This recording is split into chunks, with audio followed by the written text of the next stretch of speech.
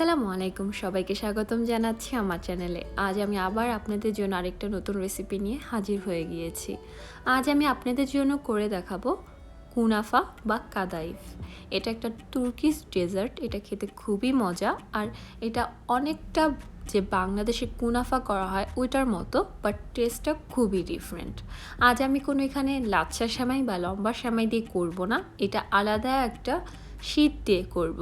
এই ডেজার্টটা খেতে খুবই মজা হয়, নিচে রসালো হয়, মাঝে পুর থাকে আর উপরে খুব ক্রিস্পি থাকে। সো বেশি না দেরি করে চলুন আমরা রেসিপিতে চলে যাই। প্রথমে আমি চিনির শিরাটা করে নিব। তার জন্য আমি একটা সসপ্যান দিয়ে দিয়েছি, সেখানে আমি দিচ্ছি 1 কাপ চিনি আর তার সাথে দিচ্ছি 1.5 কাপ পানি।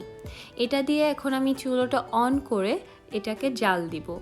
এই কুনাফার শিরাটা বেশি ঘন হতে হবে না, একদম পাতলা থাকতে হবে। ঘন হলে সেটার কুনাফাটার সোক করবে না। আর তার সাথে আমি দিয়ে দিচ্ছি জাস্ট 1 পিঞ্চ জাফরান, একটা সুন্দর ফ্লেভার আনার জন্য। আপনারা চাইলে অ্যাভয়েডও করতে পারেন। আর তার সাথে দিচ্ছি এখানে আমি রোজ ওয়াটার, মানে গোলাপ জল। এটাও একদম জাস্ট 3-4 ফোঁটা, এর বেশি না। তো আমি 5 থেকে 7-8 মিনিট এটাকে জাল দিব, দেন নামিয়ে ফেলবো। সো ঠিক এই কনসিস্টেন্সিটা হতে হবে। এখন আমি শিরাটা নামিয়ে নিব। কুনাফার জন্য এখন লাগবে এখানে কাতাইফি শিট। এই কাতাইফি শিট আপনারা যদি বাহিরে থাকেন তাহলে যে কোনো তুর্কি শপে পাওয়া যাবে, অথবা যে কোনো সুপার মার্কেটে পেস্ট্রি শিটের সেকশনে ওখানে পেতে পারেন। আর বাংলাদেশে ঢাকাতে যদি আপনারা একটু খোঁজ করে নেন তাহলে সেখানেও পেতে পারেন অনলাইনে কিনে। আর আপনারা যদি আমাকে রিকোয়েস্ট করেন তাহলে আমি এটার রেসিপিটা আমার চ্যানেলে দিব।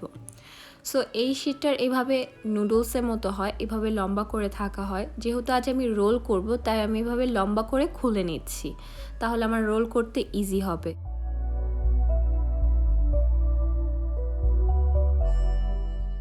আর এখানে আমার ছিল 200 গ্রাম কাতাইফি শিট। তো দেখতে পাচ্ছেন 200 গ্রামে কতগুলো হয়েছে।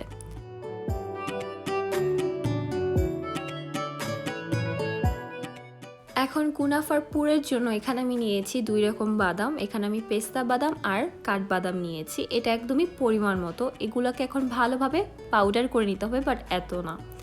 তারপর এখানে নিয়েছি আমি 1 কাপ বাটার, সেটাকে আমি মেল্ট করে নিয়েছি। এখন এই কাতাইফি শিটের মধ্যে আমি এই মেল্টেড বাটারটা দিয়ে দিব। যেহেতু আমি 1 কাপ নিয়েছি, আমি হাফ কাপের মতো বাটারটা দিয়ে এভাবে মিক্স করে নিব। সব একসাথে দেওয়া যাবে না, অল্প অল্প করেই দিতে হবে, তাহলে সুন্দরভাবে এই শিটের মধ্যে ভালো করে লেগে থাকবে। বাটারের বদলে আপনারা ঘিও ইউজ করতে পারেন, কিন্তু তেল ইউজ করা যাবে না, তাহলে এটা সুন্দর একটা ফ্লেভার যে আসবে সেটা আর আসবে না, থাকবে না। সো চেষ্টা করবেন ঘি ইউজ করতে বা বাটার ইউজ করতে। তো এখন আমার সব কিছু হয়ে গিয়েছে। এখন আমি কুনাফাগুলো বানিয়ে নিব। সো কুনাফার বানার জন্য আমি যেহেতু আজ রোল করে নিচ্ছি, তো এইভাবে আমি একটু কাতাইফি শিটগুলো নিয়ে নিয়েছি, পরিমাণ মতো, এত বেশি না। এইভাবে আমি ছড়িয়ে দিচ্ছি, যেভাবে নর্মাল রোল করে আমি সেভাবেই করছি। এইভাবে ছড়িয়ে দেওয়ার পর আমি মাঝে দিয়ে দিচ্ছি পেস্তা বাদাম।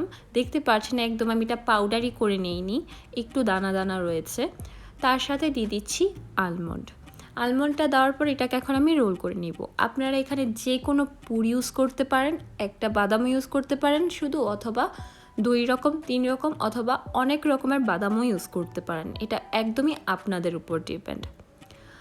দেখতে পাচ্ছেন আমি এটা কিভাবে রোল করে নিচ্ছি। আমি একদম চেপে চেপে রোল করছি না, একটু আলতো হাতে করছি। রোল করার পর একটু চেপে দিতে হবে যাতে এটা খুলে না আসে। এখন এইভাবে করে আমি সবগুলো রোল করে নিব আর একটা ওভেন প্রুফ ট্রেতে রেখে দিব, অথবা আপনারা কেকের মোল্ডেও ইউজ করতে পারেন। সুন্দর করে এভাবে আমি চেপে চেপে রেখে দিব। রাখা দেওয়ার পর আমি একটা স্প্যাচুলার সাহায্যতে এইভাবে সমান করে দিচ্ছি যাতে বেক করার পর সুন্দর দেখা যায় আর উপরে একটা স্মুথ ভাব আসে। আর এইভাবে আমি সাইড করে দিচ্ছি।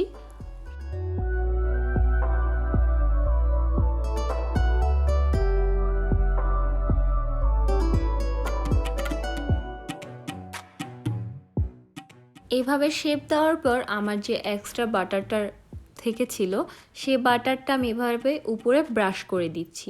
তাতে হবে এটার কালারটা সুন্দর আসবে, সফট হবে আর একটা সুন্দর ফ্লেভার আসবে। যখন কুনাফাটা আমি বাটিতে বসাবো তখন আর কোনো তেল গ্রিস করার দরকার নেই, কেন কাতাইফি শিটের মধ্যেই অলরেডি বাটার দেওয়া আছে। এখন আমি এটাকে বেক করব প্রিহিট ওভেনে 30 থেকে 40 মিনিট পর্যন্ত 170 ডিগ্রি সেলসিয়াসে। তাতেই দেখতে পারবেন একটা সুন্দর একটা গোল্ডেন কালার আসছে। নামানোর পর সাথে সাথে চিনির শিরাটা দিয়ে দিতে হবে, তাহলে ইজিলিভাবে সোক করে নিবে।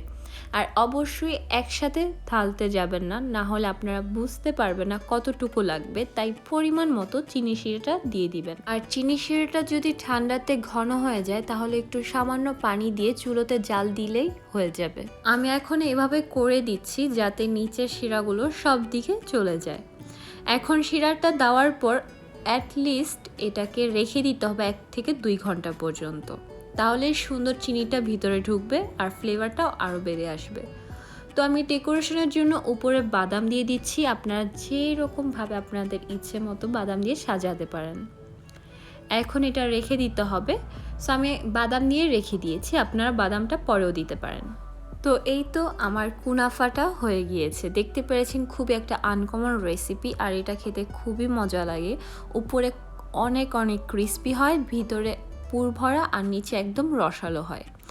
এখন আমি আরেকটু গার্নিশের জন্য সাইডে বাদাম দিয়ে দিচ্ছি। এখন শুধু মেহমানদের পরিবেশন করতে হবে, সবাই এটা অনেক পছন্দ করবে। এখন আমি একটা কেটে দেখাচ্ছি যে দেখুন, বুঝতেই পারছেন যে কতটা ক্রিস্পি হয়েছে আর নিচে কতটা রসালো হয়েছে।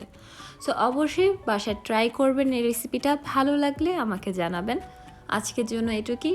ভালো থাকবেন, সুস্থ থাকবেন। আল্লাহ হাফেজ।